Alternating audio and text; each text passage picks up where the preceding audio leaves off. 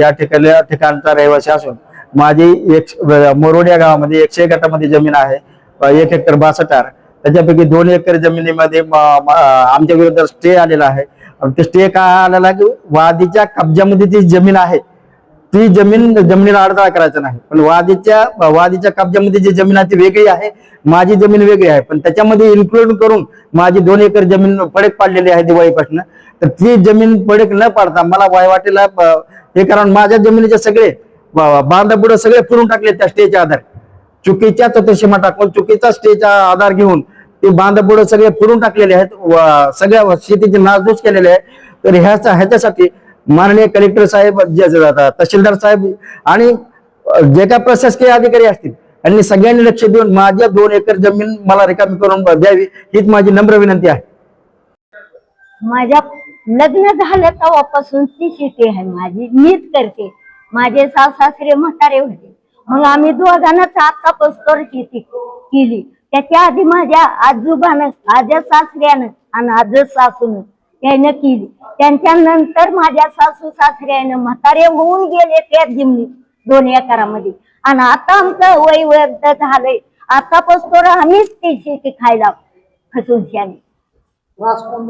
हे बांक्या भडक्या आणि तात्या भडक्या आणि ते अमूल भडक्या जे आहे ते माझ्या अंगावर घालतोय, ह्याला मार म्हणतोय, ह्याला मार।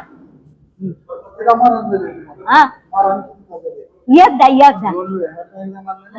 आणि मला त्या तात्या भडक्यानं, सुबाबाई भडकीनं आणि त्याच्या बायकोचं नाव काय, अनिता भडके, बंकट भडके।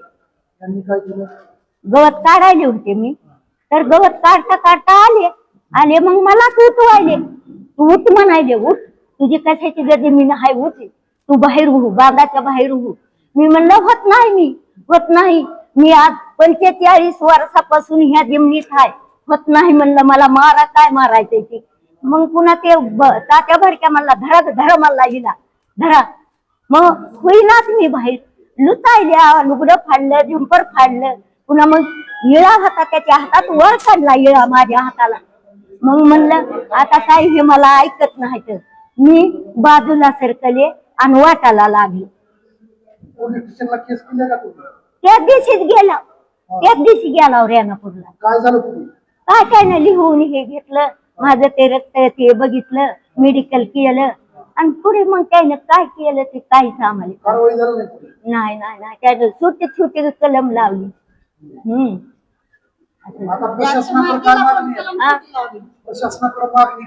आमची मागणी एवढीच आहे की माझी जी 2 एकर जमीन आहे ती आम्हालाच राहावी, ह्याच्यात त्यानं वाद घालू नाही आणि त्याला मध्ये घुसू देऊ नाही सरकारनं, एवढीच आमची मागणी आहे।